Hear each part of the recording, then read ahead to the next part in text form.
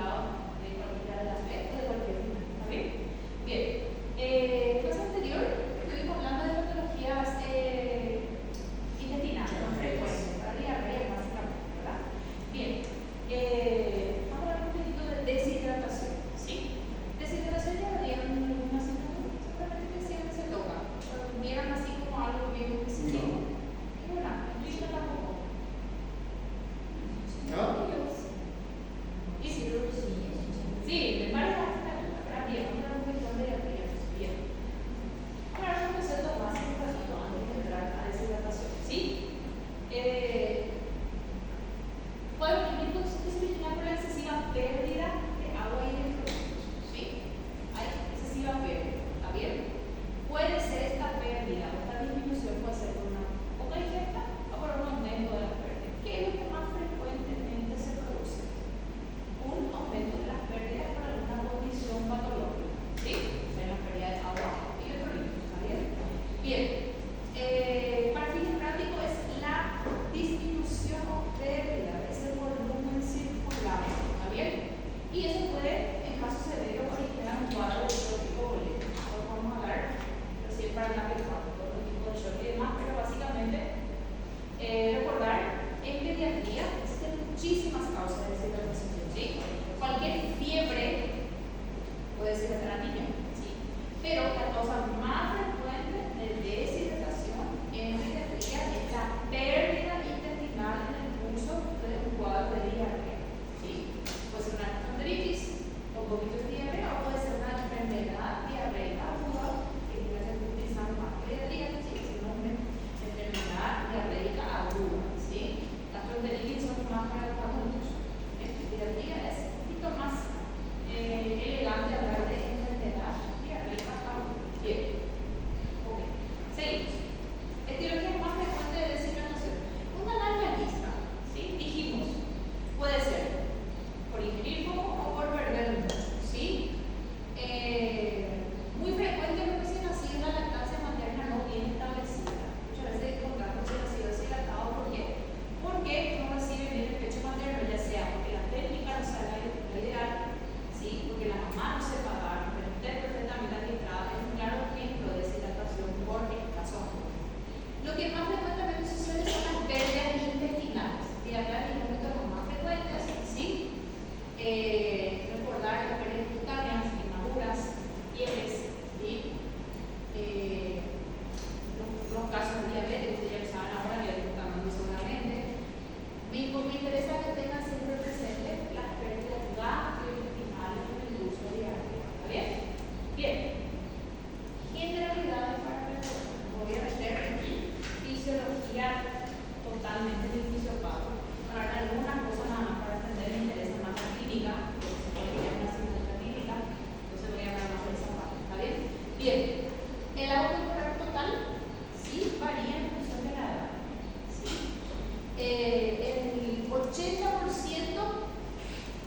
es el agua corporal total en un recién nacido, ¿sí? Y un 50 a un 60% en el adulto. ¿Qué significa eso? O sea, cuanto más pequeño el niño, mayor cantidad de agua corporal total, ¿sí? Y cuanto más grande, en este caso, cuanto más crece el niño, es menor ese porcentaje, ¿sí? Bien. Hay dos grandes espacios, recordar cuáles son: el espacio intracelular, ¿sí? Y el espacio extracelular. El extracelular se divide en intravascular, que sería el plasma, y el líquido intersticial. ¿Está bien? Recordad un poquitito. El espacio extravascular es el lugar, específico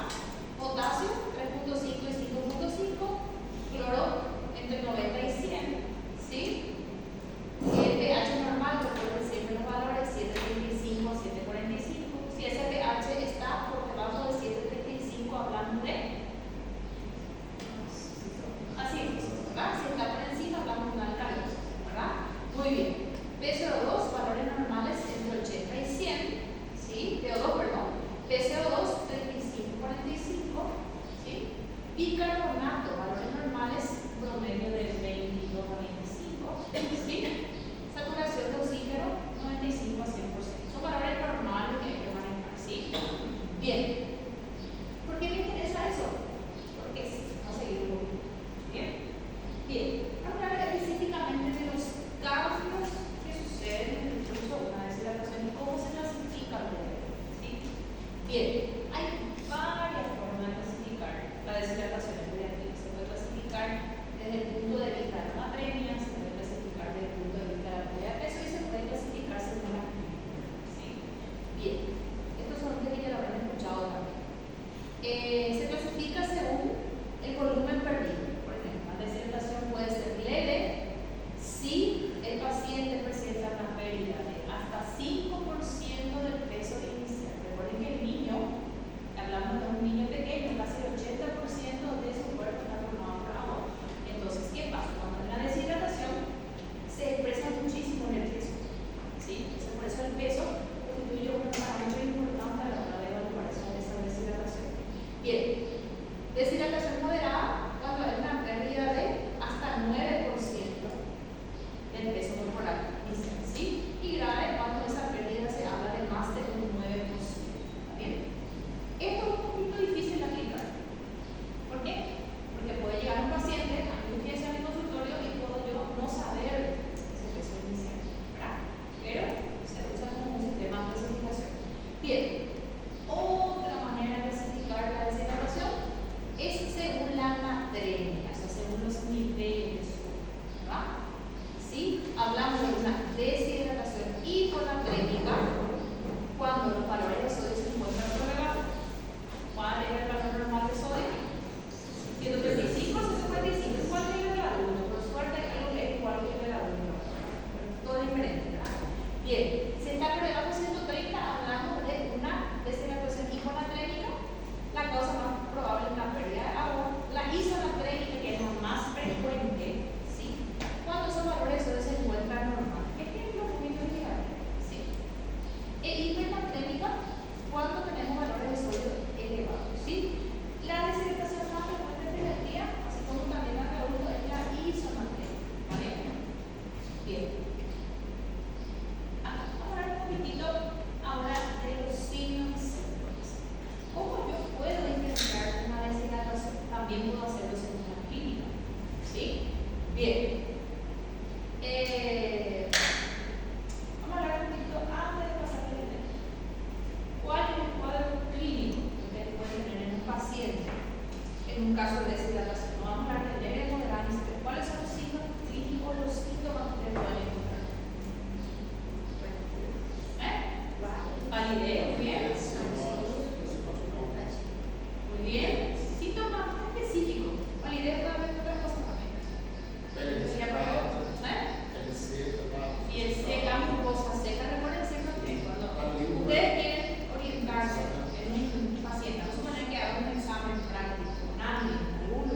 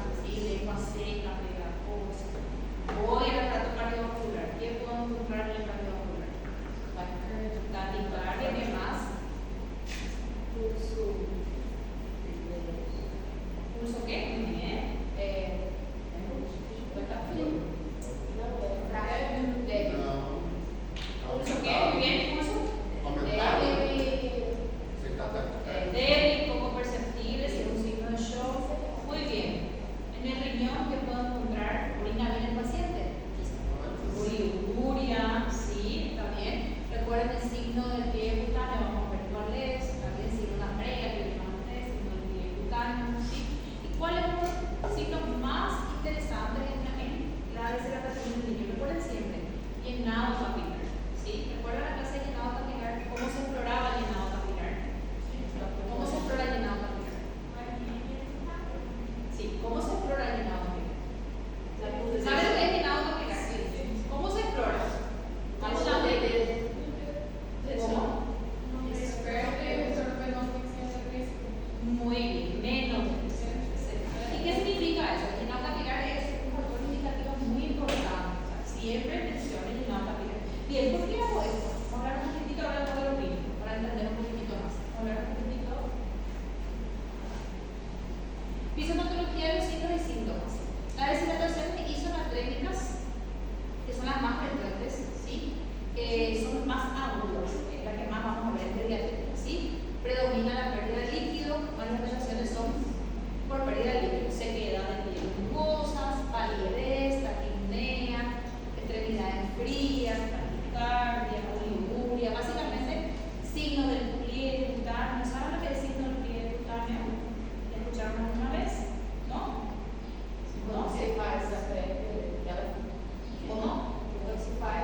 Sí, el signo del pliegue cutáneo, por ejemplo, es que también el niño severamente deshidratado. Yo agarro una porción generalmente del abdomen, agarro un pliegue de piel, ¿qué hace mi piel? Vuelve a su condición normal, ¿verdad? Entonces, el signo del pliegue cutáneo es cuando presionamos o sostenemos una parte de la piel del niño y eso tarda en volver o queda muchas veces poblado, tarda en volver a su estado normal. Porque se produce una deshidratación de ese tejido celular subcutáneo, ¿está bien? Bien, deshidratación hipernatrémica son las más crónicas, por eso son menos frecuentes, ¿verdad? ¿Sí? Predomina una deshidratación celular. Al haber una deshidratación celular, aparecen clínicas más neurológicas, ¿sí? Como convulsiones, irritabilidad, reflexia, no son tan frecuentes, pero puede suceder, ¿está bien? Entonces, existe una forma que yo también puedo diferenciar clínicamente una isonatrémica de una hipernatrémica, ¿sí? Las manifestaciones neurológicas de irritabilidad son mayores en ese tipo de deshidratación, ¿está bien? Bien. Exploración física. ¿Qué encontramos? Lo que ya dijimos, ¿sí? Recordar siempre evaluar el peso del paciente, ¿sí? ¿En qué nos va a ayudar el peso del paciente? Para clasificar y paciente para tratar, ¿sí? Bien. Frecuencia respiratoria, cardíaca, presión arterial, ver el estado de las mucosas. Nunca se olviden el llenado capilar, ¿sí? Llenado capilar en pediatría es algo que siempre tiene que tener presente, ¿sí? Vamos a ver porque siempre, en cualquier caso de problema de deshidratación, en cualquier caso clínico, siempre el llenado capilar está escrito por algo, ¿sí? Siempre miren bien cuál es el valor normal de ese llenado capilar, cuándo se encuentra retrasado ese llenado capilar, ¿sí? Bien. Lo normal es que sea menos de 2 segundos. Algunos libros hablan tanto y menos de 3. Lo que más se utiliza en pediatría es igual o menos de 2. Y me da lo mismo. Aunque no sea igual a 3 o más de 3 o más de 5 o más de 6, que yo lo sé. Bien, bien. Signos del pliegue ya hablamos, ¿sí? Y las fontanelas neonatales, ¿sí? Las fontanelas, el estado de las fontanelas neonatales. Recuerda siempre, ¿está bien? Bien. Ahora, ¿cómo voy a clasificar clínicamente? Ya tengo una clasificación según peso, ya tengo una clasificación según la anatremia, ya tengo una aproximación clínica de las anatremias, ¿verdad? Ahora, existen otras formas de clasificar también, ¿sí? Leve, moderada y severa. Siempre que yo tengo un caso de deshidratación, tengo que intentar clasificar. ¿Y por qué la otra intentar clasificar las cosas? Porque el tratamiento varía, no es lo mismo el tratamiento para una deshidratación leve que para una deshidratación grave. Siempre que tengan un paciente que ya ustedes identificaron el signo clínico de deshidratación, ver cuáles son y dónde encaja para qué tipo de deshidratación. Les voy a mostrar algunas formas de hacer esa clasificación clínica, ¿sí? Una es la que se llama la escala de Borel, ¿sí? Bien. Aparecen algunos parámetros: ojos hundidos, mucosas secas, pliegue cutáneo, toma de estado general, respiración anormal y oliguria. ¿Cómo se hace eso? Si el paciente tiene menos de 3 puntos o menos escala, clasifica como leve. Si tiene entre 3 y 5 ítems en escala, clasifica como moderada. Y si tiene más 6 o más, clasifica como moderada. Esa es una manera. ¿Sí? Bien. Otra manera que les encanta a los brasileños, que preguntaron en un examen, es esta, ¿sí? Que aparece ya, bueno, aparece a partir de la 20 edición del Nelson. Divide en deshidratación leve o no detectable, divide en deshidratación clínica o en severo o shock. ¿Sí? Bien, ¿cuál es la diferencia entre cada uno? ¿Sí? La diferencia entre una deshidratación moderada o clínica con respecto a un shock es el llenado capilar. ¿Sí? Siempre que yo tenga el llenado capilar retrasado y la afectación de algún órgano diana, ¿cuál es el órgano diana?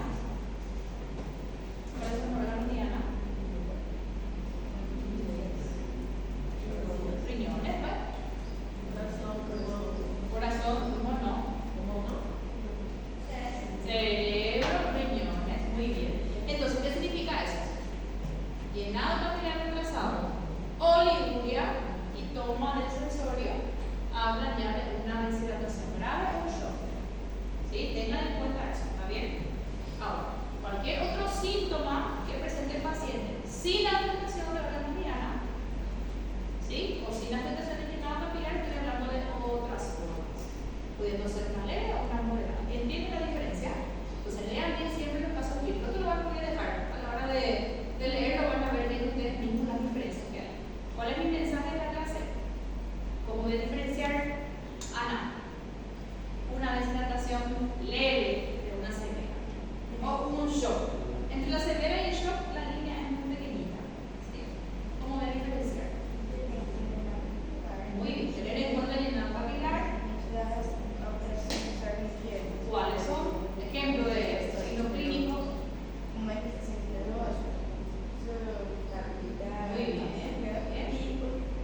Eso es. ¿Entendieron?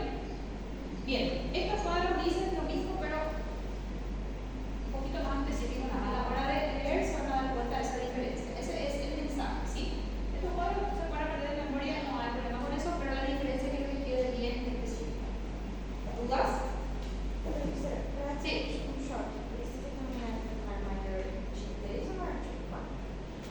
Tiene que estar anormal, que puede ser mayor a 3 o más. ¿Sí? ¿Está bien? Acá aparece otra forma, la misma cosa que dijimos. Les estoy mostrando varios cuadros que aparecen en todo el libro. Lo único que ustedes realizan es encontrar así.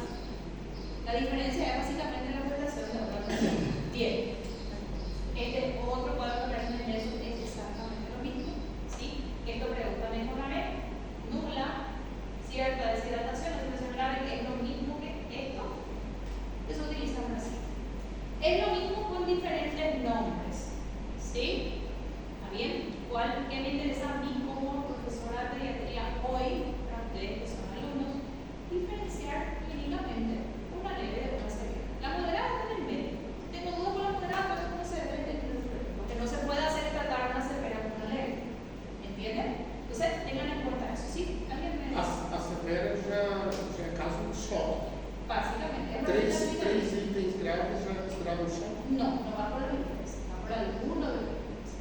Excepto que puse la carga, excepto que puse la carga. Taquicardia. Taquicardia puede ser. Bien. Taquicardia, vamos para o caso. Taquicardia es Choque. Taquicardia solo. Pulso de clínico, fontanela. Falta más cosas de orden mundial. Hay que tener afectación de orden mundial. ¿Está bien? Bien. Doutor, e todos esses parâmetros eles são todos físicos, não tem nada laboratorial.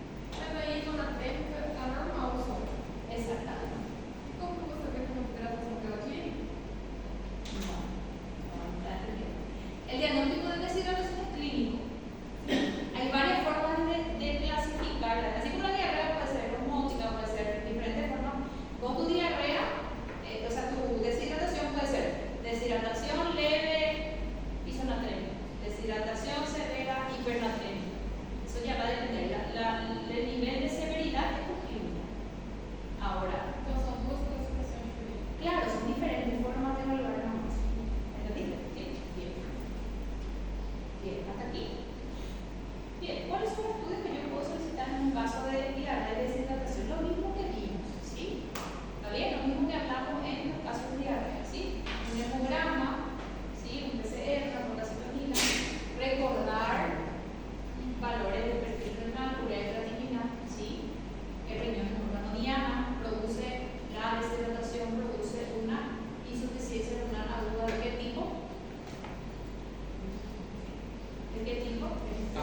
Prerenal. Y cuando se prolonga puede producir deshidratación. O sea, insuficiencia renal aguda. ¿De qué tipo? Renal. ¿Por qué? Mecanismo. Mira ahora eso, ¿verdad? ¿Cuál es el mecanismo? Necrosis tubular aguda. Necrosis tubular aguda. Entonces tengo que tener mis valores de glicemia, electrolitos. Aquí voy a pedir electrolitos. Dame para poder diferenciar qué tipo de deshidratación tengo. ¿Sí? Gasometría, tengo que pedir gasometría sí o sí. ¿Sí? Y luego si estoy en caso de una diarrea, bueno, los estudios que se dan en caso de diarrea, que ya lo vimos en la clase anterior. Bien. Aquí tenemos este paciente, ¿sí? Y ya vieron por un videito, ¿verdad? Y el paciente dice, pregunta, ¿tiene signos de deshidratación? ¿Cómo podríamos clasificar un paciente que llega con un cuadro de vómitos diarrea al consultorio en la urgencia? 5 días de vómitos diarrea. ¿Qué distinguir? ¿Ah? Entonces pregunta el auditorio, ¿verdad? ¿Este paciente tiene signos de deshidratación? Bien, ¿cuáles son los signos de deshidratación que ustedes ven en este paciente sin tocar? Después podemos tocar, ¿verdad? Ojo, tiene que ir bien grosero, ¿verdad? Muy bien. ¿Qué más pueden ver? Mucosa seca, la de seco, ¿verdad? ¿Qué más pueden ver?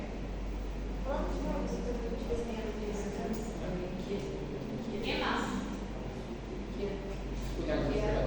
Muy bien. El color está morenito, pero para mí es pálido. Igual siendo negro. ¿Cuáles son los miembros como están? Bien. Muy bien. Ahora, si yo voy a hacer ese llenado capilar, obviamente que me va a dar mínimamente con un 5. Está blanco el paciente, ¿verdad? ¿Y qué tiene? ¿Qué toma tiene? Tiene una toma neurológica, ¿verdad? ¿Por qué? Es un paciente que está apenas abriendo los ojos, le pregunto al hombre, probablemente tiene conteste. Sí, es un paciente que tiene, no se despierta, no se comunica, o sea, tiene una afectación de órgano diana, ¿verdad? En este caso cerebro, evidente. Si pregunto a la mamá, probablemente lleva más de 12 horas sin orinar, no habrá cambiado el pañal con pipí, habrá cambiado el pañal con diarrea, probablemente, ¿verdad? Entonces, pregunto, ¿tiene signo de deshidratación? Sí. Bueno, según la clínica, ¿cómo puedo clasificar su deshidratación? Grave, si hago incluso hasta la teoría hablar de un shock hipovolémico, ¿verdad? En el curso una deshidratación grave, ¿sí? Entonces, el diagnóstico de deshidratación es clínico. El nivel de deshidratación, la clasificación del grado de deshidratación también es clínico. No necesito ningún laboratorio para clasificar la deshidratación. Ahora, si yo quiero saber, que obviamente tengo que saber el nivel de electrolitos, bueno, ahí tengo mi electrolito y de ahí le sumo algún apellido de algún tipo de deshidratación. ¿Entienden? Entonces está clínico. ¿Entendido? Bien, sigo, para terminar. Ahora, ¿cuál es el manejo de esa deshidratación? ¿Sí? Vamos a hablar de la deshidratación asociada a diarrea. ¿Sí?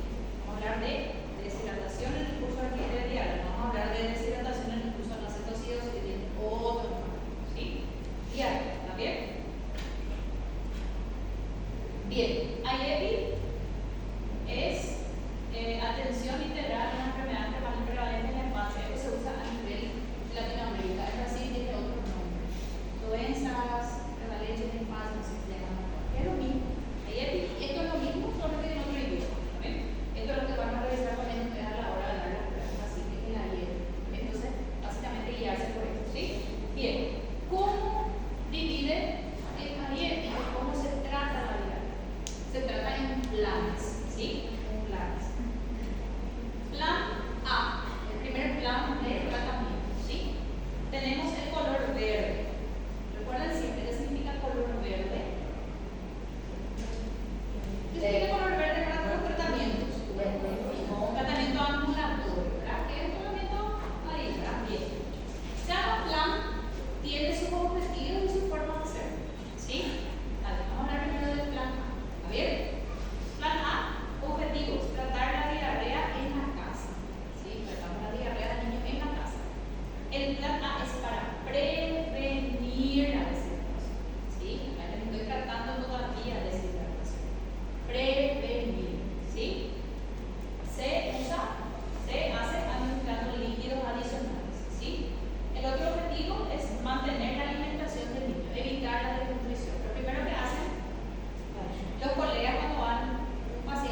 niño que toma leche y ve, no, en serio, con diarrea, ¿qué hace el médico brillantemente? No le dé más leche porque la leche le da más diarrea. ¿Sí? ¿Y qué pasa con ese niño?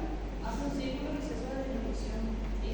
Entonces, no se suspende la alimentación del niño siempre y cuando no sea una alimentación dañina. Obviamente, si estamos en el curso de una diarrea, vamos a dar alimentos que tengan mayor efecto laxante. Vamos a dar, yo voy a darle más platos de puchado, sino que no suspender esa alimentación base de ese niño. ¿Está bien?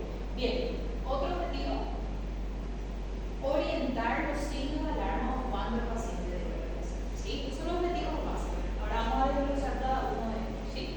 Bien, plan A, ¿qué consiste?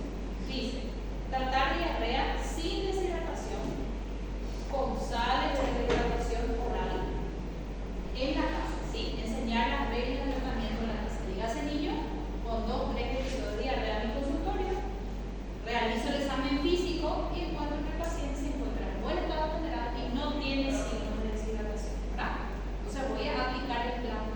¿Sí? Bien. Si el niño toma pecho materno, obviamente seguir con el pecho materno, eso va a ser la primera premisa. ¿Sí? Aumentar la ingesta, ¿sí? Explicar a la mamá que el niño va a pedir mayor veces de cantidad de mamar con más veces. ¿Sí? Si se alimenta exclusivamente con leche materna, se le suma las sales de rehidratación oral, el suero oral, ¿verdad? Después de la leche materna o después de cada episodio de diarrea. ¿Sí? Bien. Si no toma pecho materno exclusivo, sí, puede recibir suero oral asociado a otros tipos de líquidos. Puede ser agua, jugos naturales,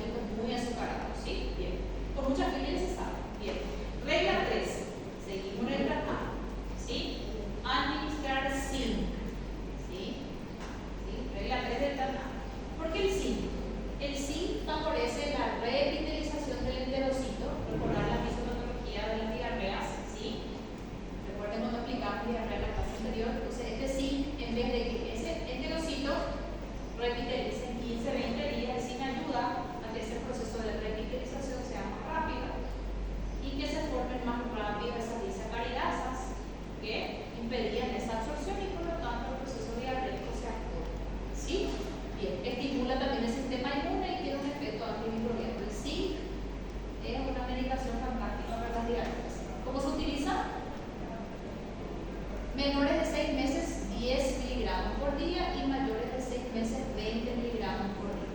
Se utiliza por 14 días, que es el tiempo aproximado de revitalización intestinal. ¿Está bien? Bien. Y la regla cuarta o la quinta es enseñar cuándo esa mamá debe regresar a la hospital. ¿Cuándo debe regresar? Cuando hay algún signo de alarma. ¿Cuál es un signo de alarma? Cualquier signo de deshidratación severa o que el niño esté tolerando cerebral, ¿sí? Entonces, en ese caso es muy importante. Bien. ¿Dudas con plan A? Saber objetivos, ¿sí? Saber las reglas, ¿sí? Del plan A. ¿Está bien? Entonces, caso clínico de diarrea, identificar en ese caso clínico todo lo que tiene que ser la diarrea, identificar en ese caso clínico si hay o no hay deshidratación, el grado de deshidratación y el plan a ofrecer. ¿Sí? ¿Entendido? Bueno, excelente. Ahora vamos por el plan B. ¿Sí? Primer plan A era para evitar la deshidratación. Ahora vamos por el plan B. ¿Sí? Amarillo. Recuerden los colores. Amarillo es alerta, ¿verdad? ¿Sí? Puede ser tratamiento hospitalario, como puede ser ambulatorio, como puede ir al rojo. ¿Está bien? Bien, ¿cuáles son los objetivos del plan B? Tratar la deshidratación por diarreas.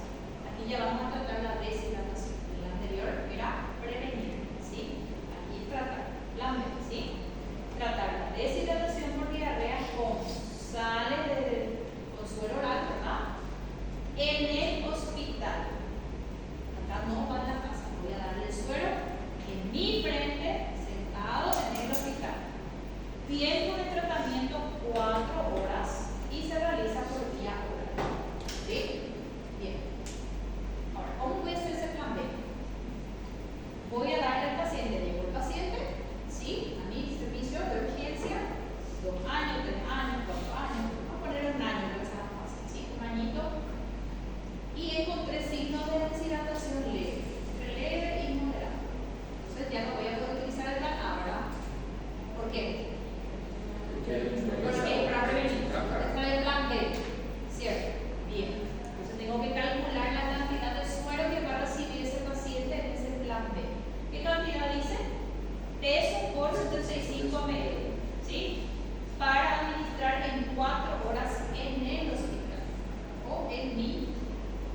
Cerca mi narices por allí dando vueltas mientras va 4 horas dando vueltas en el hospital. Bien, si mi paciente tiene un año, hipotético, tiene 10 kilos, ¿qué cantidad de suero oral debe recibir? 750. Ahora, yo no voy a tomar 750 suero oral ni cagado, ni si me cago. Entonces, imagínense ustedes, señora,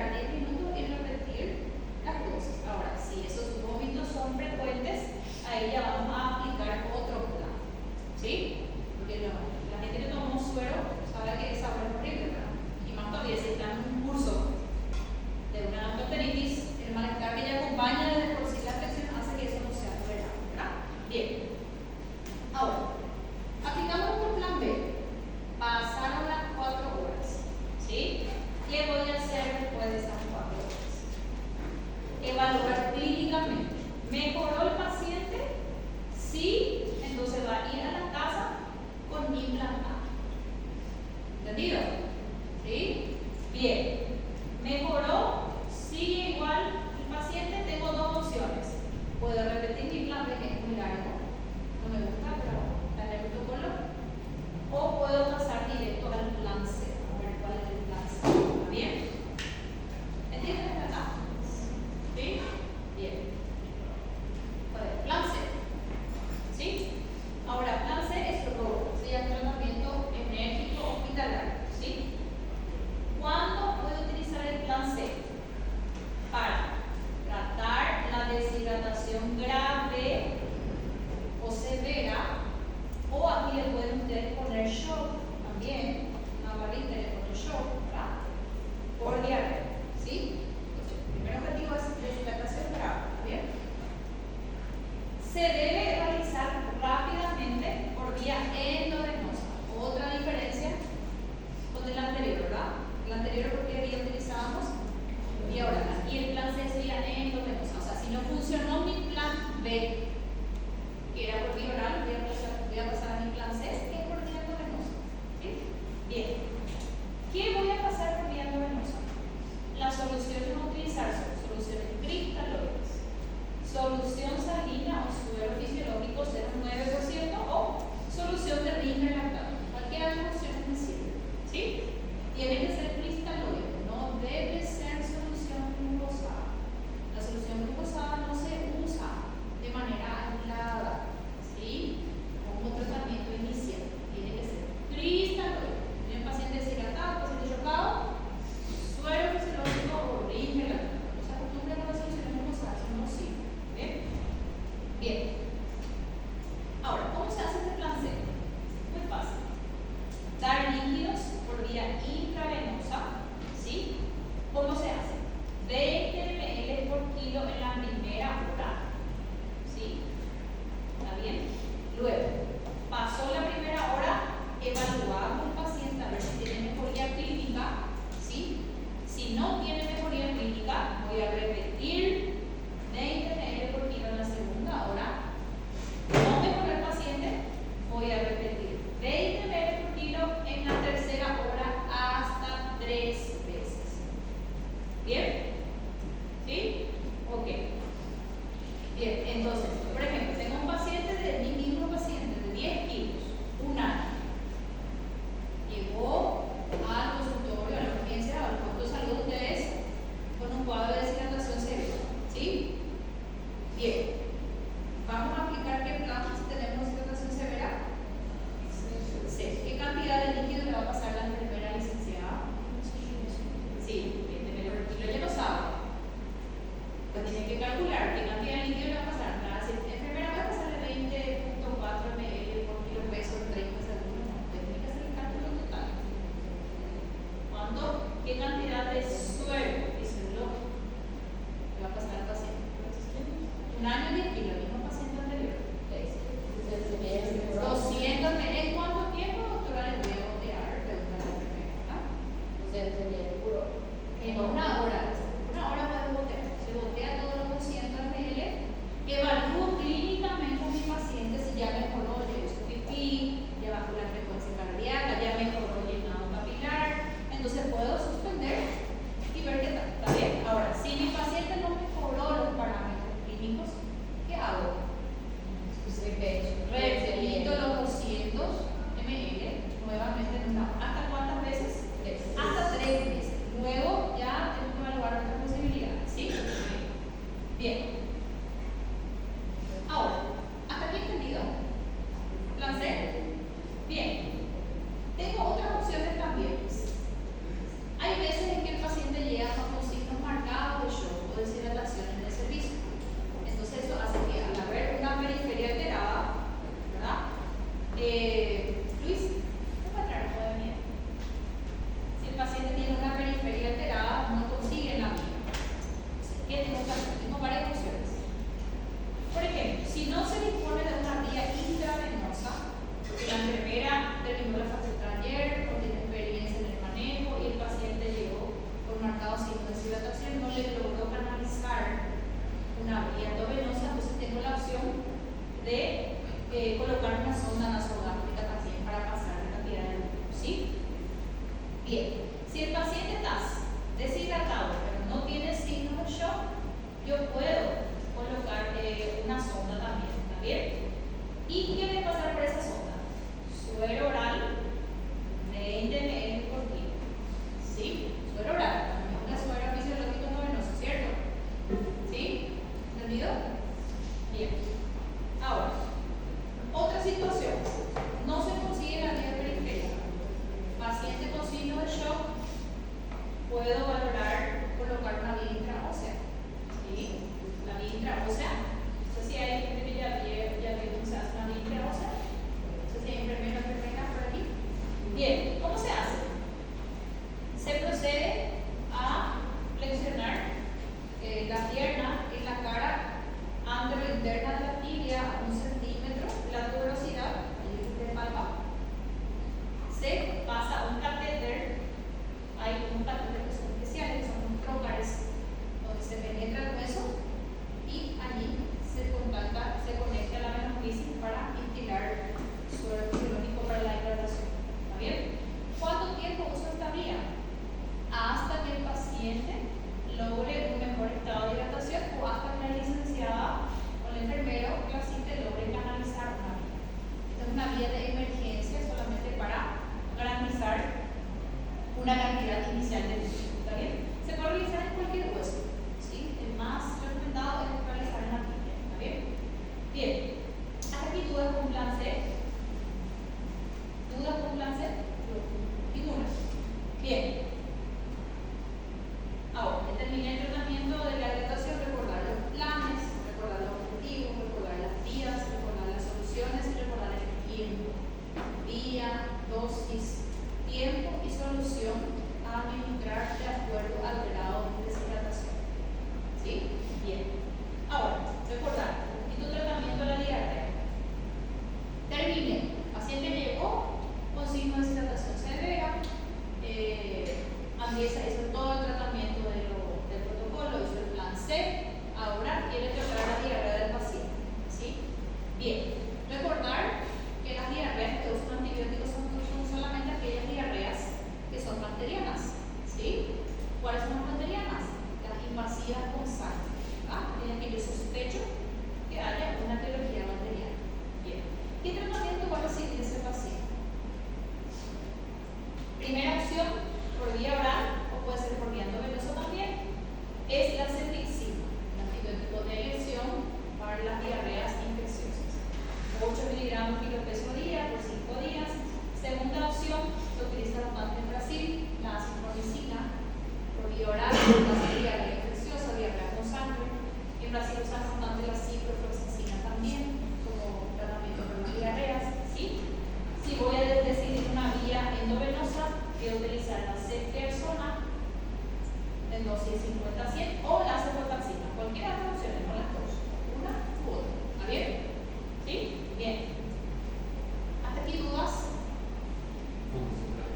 Gracias, sí, bien. Para ir terminando, ¿alguien me ayuda, por favor? Ya nos vamos, ¿alguien me ayuda? Uma criança de sexo masculino com 10 meses de idade, previamente rígida, comparece à unidade de pronto atendimento com quadro de diarreia e vômito há 2 dias e oliguria há 1 dia, segundo o relato da mãe. Ao exame físico, apresenta frequência respiratória de 55 incursões respiratórias por minuto, saturametria de 98%, auscultas cardíacas e respiratórias sem alterações, frequência cardíaca de 140 batimentos por minuto, pressão arterial adequada, ausência de edema. Os exames laboratoriais mostram sódio 128 mg, cálcio, potássio 4,8, bicarbonato 13, ureia 62, creatinina 1,4, fração de excreção de sódio menor a 1%. Diante desse quadro, o conduto imediato mais adequado em relação ao paciente, após medidas de suporte ao acesso venoso, é solicitar a expansão volumétrica endovenosa com sódio a 0,9%, aplicação endovenosa de bicarbonato de sódio 8,4%, realização de tratamento de substituição renal ou aplicação endovenosa de furosemida.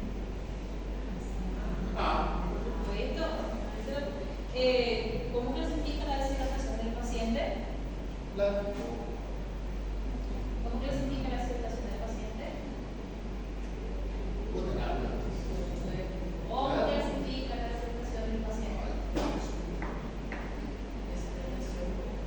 ¿Leve? Oliguria, un día.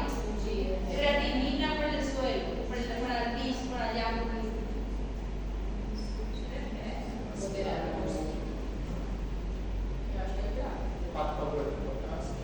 Revisen después. ¿Sí? Clasificar el caso de la aceleración. ¿Está bien? Bien. Siguiente.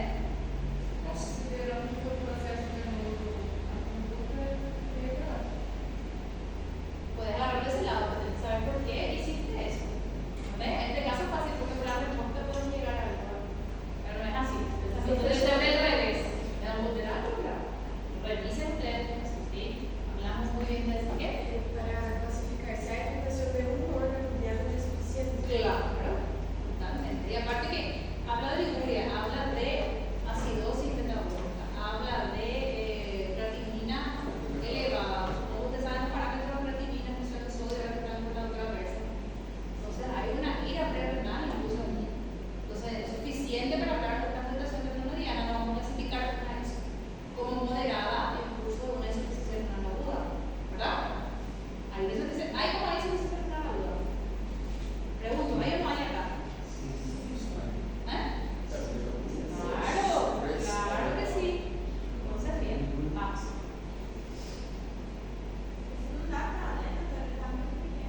¿Está más cerca? José, com 6 meses de idade, foi encaminhado ao UBS ao hospital. Havia 3 dias, sua mãe procurar atendimento na UBS, porque José apresentara febre e 3 episódios de vômitos, tendo-lhe sido prescritos antitérmico e antimédico. Havia 2 dias, buscaram novamente atendimento médico, porque, apesar de José não mais apresentar vômitos, a febre não havia cedido e ele havia evacuado por 4 vezes, fezes líquidas em grande volume, sem sangue, mucos, tendo-lhe sido prescritos sais de hidratação oral. José foi levado novamente ao UBS, visto que a febre persistia. Ele já havia evacuado por 5 vezes fezes líquidas em grande volume, características iguais apresentadas na segunda consulta. Recusava a alimentação, estava muito prostrado e não urinava havia 6 horas. Conforme anotado na carteirinha de saúde da semana anterior, o peso de José era de 6,5 kg. No exame físico, o médico constatou o peso de 5,6 kg, temperatura axilar de 38 graus Celsius, frequência cardíaca com 160 batimentos por minuto e frequência respiratória com 40 IRM. José estava prostrado, com uma fontanela anterior hipotensa, os olhos muito encurvados, as mucosas secas, choro sem lágrimas, enquanto ao rubor da pele, o sinal de prévia desaparecia em 6 segundos. Nessa situação, o diagnóstico é de A. Síndrome diarreica alta e desidratação grave. B. Síndrome diarreica baixa e desidratação leve. C. Síndrome diarreica baixa e desidratação moderada. D. Síndrome diarreica baixa e desidratação grave. E E. Síndrome diarreica alta e desidratação moderada. Desidratação é grave.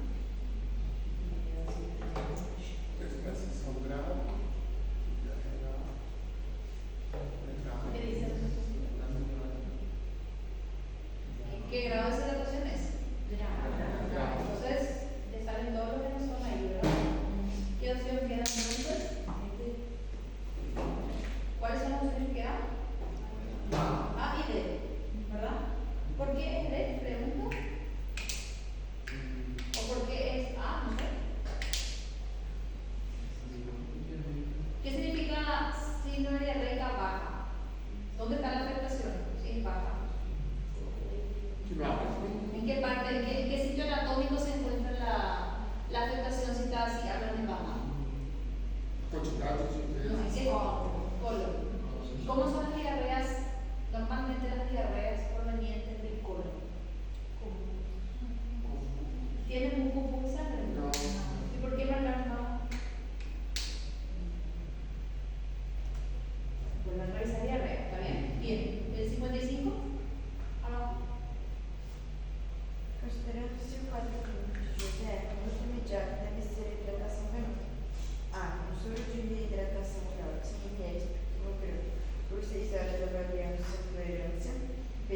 etapa rápida, com solução 3:1 de glicose, soro fisiológico 0,9%, 30 mg/kg. C. Para 4 horas, com solução 3:1 de glicose,